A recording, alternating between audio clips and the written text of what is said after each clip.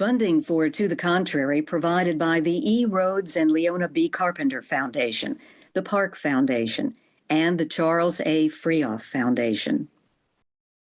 This week on To the Contrary, first, what early voting patterns tell us about a possible Harris surge and whether Donald Trump's closing message is convincing or simply shocking voters. Then, Liz Cheney appeals to conservative voters to cross party lines and vote for Kamala Harris.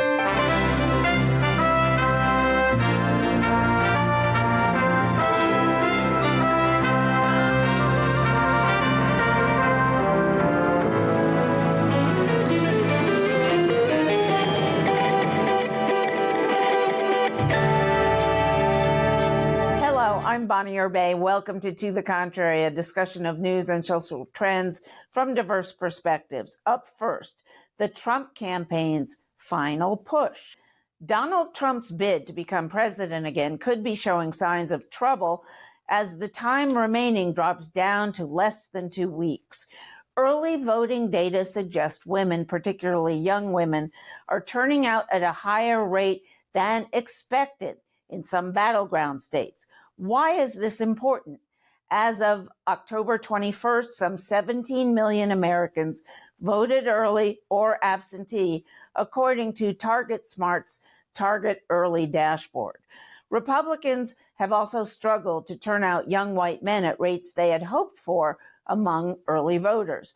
Rather than provide a disciplined closing message, Trump has spoken on a variety of irrelevant and even unseemly topics, such as the late golfer Arnold Palmer's man parts. But he also shocked some by speaking repeatedly about using the military to attack what he calls the enemy within, which includes prominent democratically elected officials such as Representative and former House Speaker Nancy Pelosi. CNN this week reported Trump's advantage among non-college white voters has dropped from 33% in 2016 to 27% now. These voters are 40% of the U.S. electorate. Regardless, Trump has made gains with black men. Given all the data, including polling and early voting patterns, most forecasters still predict an extremely tight race, but a few now see signs of a surprise blue wave. Joining us this week to discuss the final days of the campaign are Linda Chavez of the Center for Equal Opportunity, Dr. Lara Brown, political scientist and author, ophthalmologist and former U.S. Representative Nan Hayworth, Republican of New York, and Candice Norwood of the 19th, a women-oriented news website. All right, Linda Chavez, you go first. Does Trump have a closing message, or is he too off message to have one? Donald Trump is in serious cognitive decline, and we've seen that throughout the campaign, but it's really come into focus as he's gotten very tired. He cannot stay on message. He does not talk about policy. He insults Vice President Harris routinely, including using racist tropes, calling her lazy repeated time and low IQ, something he's used against other blacks in the past. I think it's as a message that will turn off suburban Republican women, and it's not going to help him win the election. There are some data just out this week that show that white Republican women are not, he's losing support among them. Your thoughts, Nan Hayworth? Most of us on this panel and most of our listeners and millions of Americans prefer a civil approach. There's no question. I don't see that President Trump's pugnacity has particularly changed since the 2016 election. He was pretty ferocious about then Secretary Clinton as well. Still Secretary Clinton, of course, and managed to prevail in that election. I don't think he's showing signs of cognitive decline. I do think that campaigns tend to wear on everyone. And Vice President Harris, indeed, yesterday temporarily forgot that had been in the state of Michigan to campaign when she was in an interview. So, but let me say, Nan, he called January 6th, where 6 people died, and there is some dispute about that number. But he said that was a love fest where they broke into the Capitol. A Capitol police officer was killed by a shot, and they damaged a lot of, statues and windows belonging to the American people. I'm not trying to relitigate January 6th. It was not the nation's best day by any means. However, the full story of it has not completely been told. The only person who died of gunfire that day was Ashley Babbitt, who was not a police officer, obviously. But that aside, President Trump's closing argument has to do very much with the fact that for all Americans in every demographic, things were better for them during his presidency. The economy was better, jobs were better, wealth and savings were higher. Young people could afford to purchase a home, which is increasingly out of reach for them now. Energy prices were lower. So those foundations were all better for Americans, despite the offenses to our sensibilities in certain respects aesthetically. And that's his closing argument. And it obviously is resonating with a lot of people. Okay. Now, Lara Brown, was the economy actually better when Trump left office? I thought his mishandling, my perception was anyway, his mishandling of the COVID epidemic and how many thousands of Americans died because of that contributed to a dead economy when President Biden took over. The economic analyses that have been done not only show that President Biden's economy has been stronger, and in fact, the economists just referred to us as the envy of the world. It is also true that we have experienced between the pandemic and the recovery from the pandemic serious economic dislocations. So both presidents have had trying times, but economically speaking, Trump's early years were not as strong in terms of creating jobs or wealth as actually Biden's later years have been.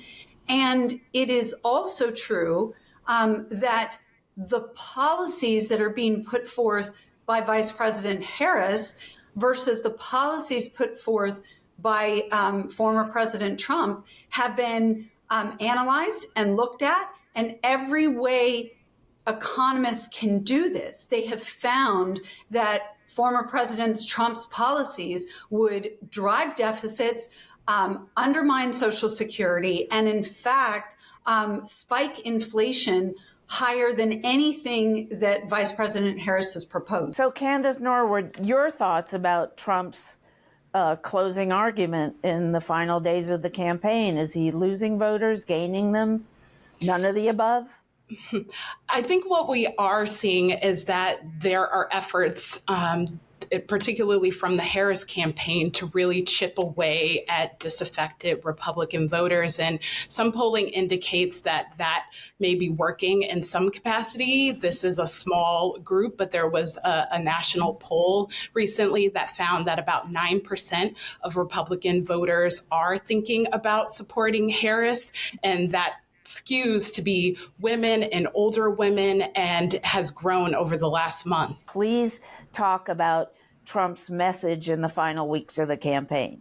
I think what we are seeing from Trump is a lot of the same, frankly. There's definitely been an appeal in general to certain demographics of voters, such as Latino men and Black men. But at an event recently that he had for the Latinx people, there was very little talk of issues that they are concerned about. Certainly, immigration and border security is one of them, but one of the top issues for Latinx voters is the economy. And when presented with an opportunity to talk about that, he overlooked it and focused into his usual immigration rhetoric. Nan Hayworth, some people say that Trump's antics, like the 40 minutes of dancing to his Spotify playlist during what was supposed to be a campaign rally and obviously stunned Kristi Noem, the South Dakota governor who was supposed to be hosting it. Things like that he's been doing a lot recently are just Trump being Trump. Do you agree? Let's just clarify that at that particular event, at the venue, and this has been verified and validated by folks who are not fans of President Trump, at the venue, apparently the temperature control was not good. It was very hot. It was crowded. There were two people fainted. Who had medical issues. And President Trump always thoughtfully defers to the care that goes on and pauses things. And he's done that a lot at a lot of his rallies because there are people who faint. So at that particular event, there were a couple of things that happened. He just said, you know what, let's just chill. Clearly, that is not a pattern that he has had at his other rallies, events. Yeah, but it's the length of time. It's the length of time that it went on. And then he said, who wants to talk about issues? Let's just listen to music. Well, okay. I mean, is that something a normal presidential candidate does or says? In my having covered elections since 1976, I've never seen anything like it. You know, Donald Trump is a candidate and a political figure who has certainly carved his own niche, let's put it that way. But that was an isolated event for specific reasons. He is obviously unafraid to engage with nearly all of the press. I just want to get in here, Bonnie, because I actually watched the 40 minutes of that incident. And quite to the contrary, what Dr. Hayworth has suggested, he did not show concern about the people. He was visibly annoyed when the second person fainted and it sort of shut things down.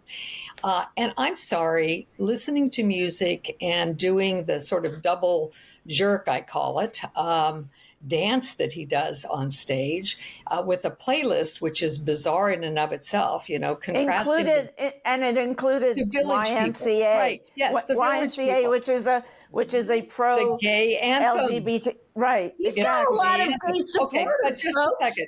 Let me finish.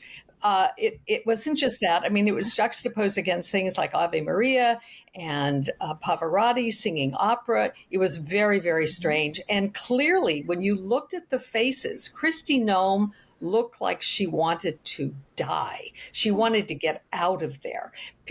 Other people on stage looked just horrified. But this is not normal behavior. If your grandfather acted this way, you would say the family's got to get together. We have to find a home for him, and let's make sure we take away his keys. And why are Republicans not doing that, Nan Hayworth? Because they don't perceive the problems that folks who clearly find President Trump to be someone they despise. Candice, your thoughts? Is he behaving? The media jumped on Joe Biden from day one, the moment he started showing mental decline. Are they giving that issue equal time for Donald Trump, or have they been avoiding it? And from what you've observed as a political reporter, do you think you're seeing mental decline? I, as you said, am a political reporter. I am not a doctor, so I cannot weigh in on whether I think that Trump is experiencing mental decline.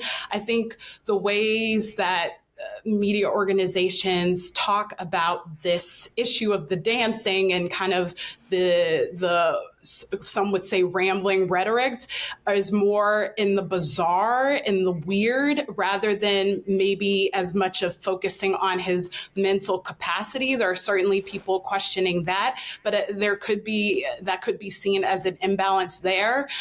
So I mean, it's tough to say like how this will actually affect people, because what we see in these crowds, right, is still people nodding their heads, still people cheering, and still people vehemently like supporting him. The basic problem is no one has held his feet to the fire with respect to his medical records.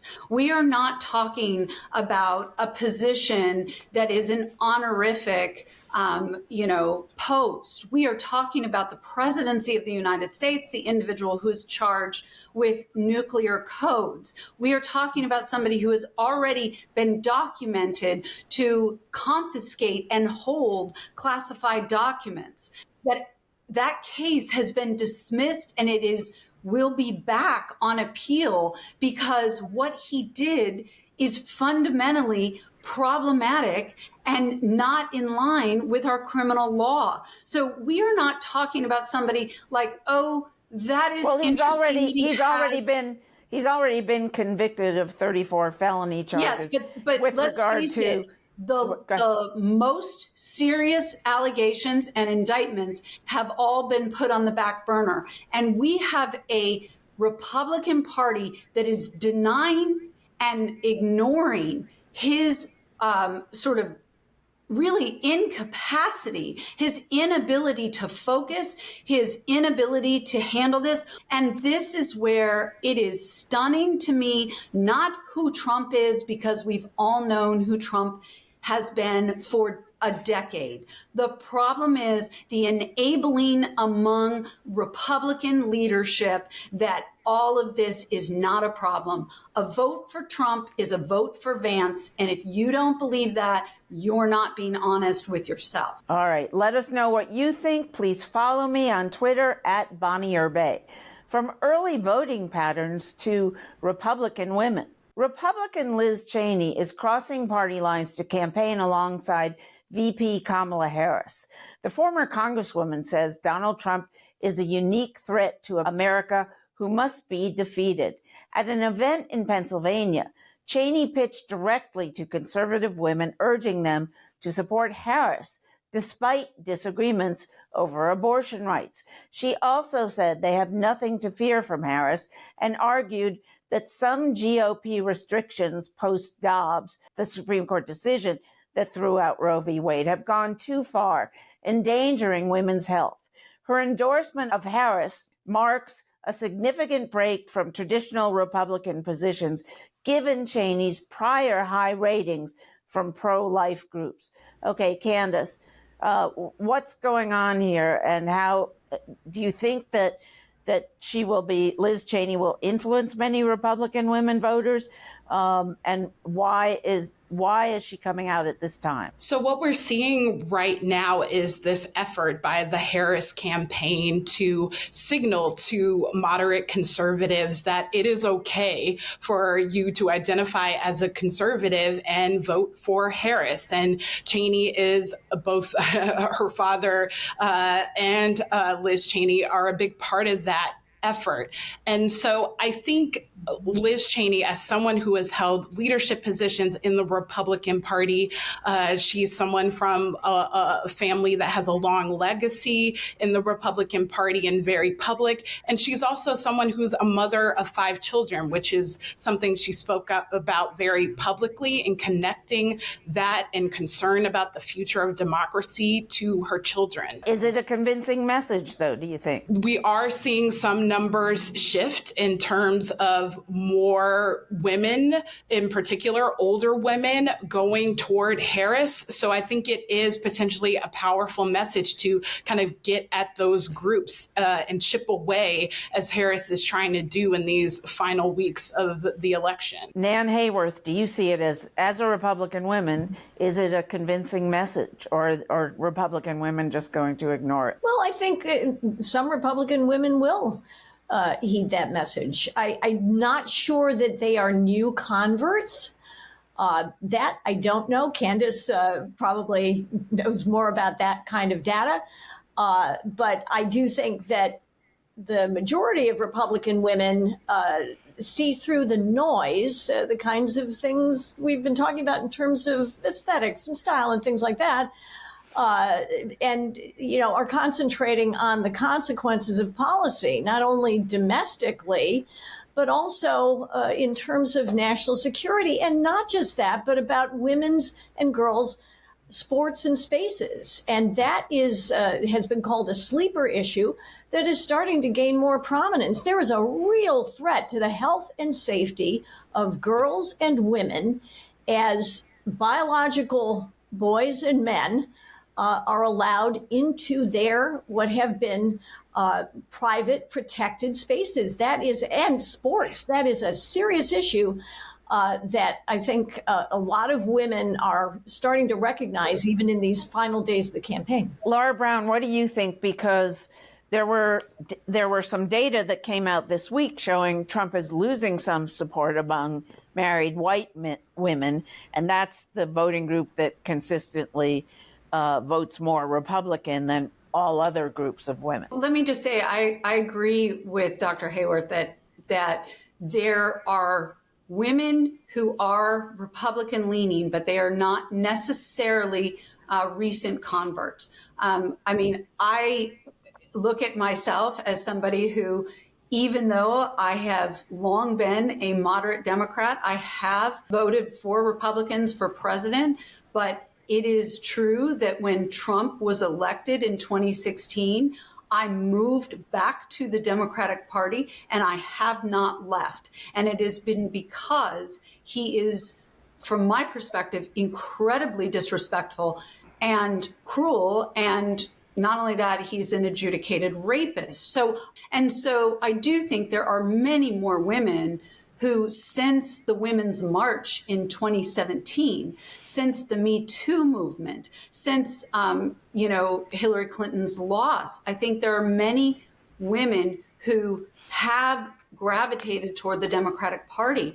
And certainly the outcome of Dobbs and the realities of now reproductive rights have shifted women, but many of those things have happened over years, not months. Linda, as a almost lifelong Republican and very devoted member of the party, do you think women will look at what's going on with him and all the factors we've talked about and switch? And then Liz Cheney, of course, wooing them to vote Democratic. Do you think they'll listen? Not a lot of them will listen, but there doesn't need to be a lot of them to listen.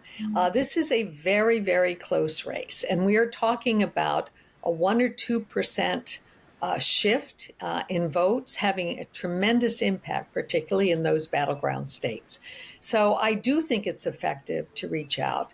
And by the way, I think it's important to understand that some of us who oppose Donald Trump, I am not a liberal.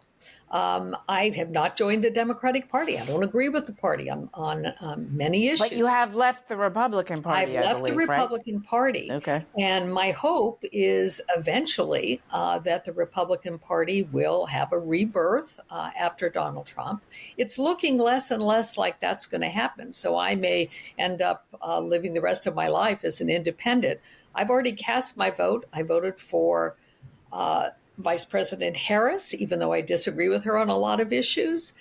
And I voted for Larry Hogan for the United States Senate in Maryland because I agree with him on a lot of issues. And I think there are going to be more and more conservatives like me who just cannot abide what Donald Trump is planning to do and the threat he represents to democracy. And I'd just like to ask you all quickly, I know it's not a quick answer type of question, but if he loses the election, which is a big if, will there be riots and chaos afterwards, starting with you, Candice. There is a genuine concern from a number of people, particularly individuals who are already from historically marginalized populations, people of color, LGBTQ plus people, about what it will say, especially in light of after January 6th, what will happen? Are there kind of daily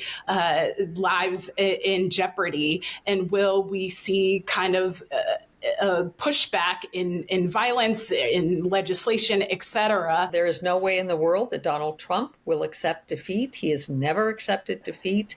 The question is, will there be blood?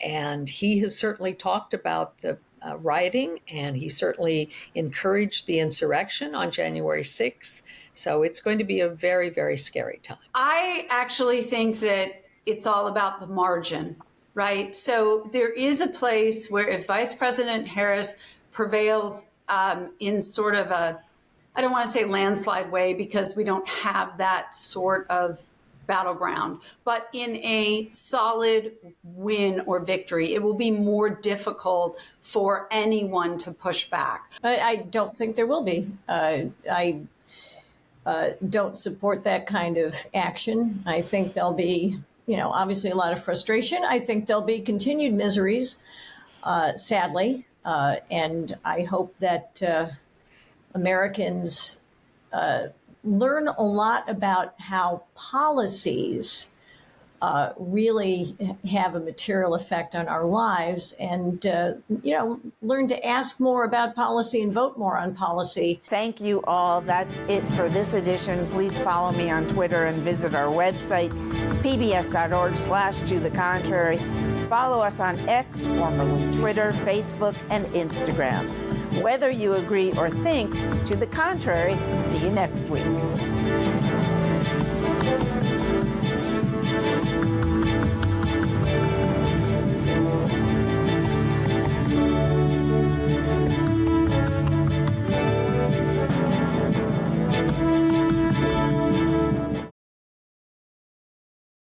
Funding for To the Contrary provided by the E. Rhodes and Leona B. Carpenter Foundation, the Park Foundation, and the Charles A. Freoff Foundation. For a transcript or to see an online version of this episode of To the Contrary, please visit our PBS website at pbs.org/To the Contrary. You're watching PBS.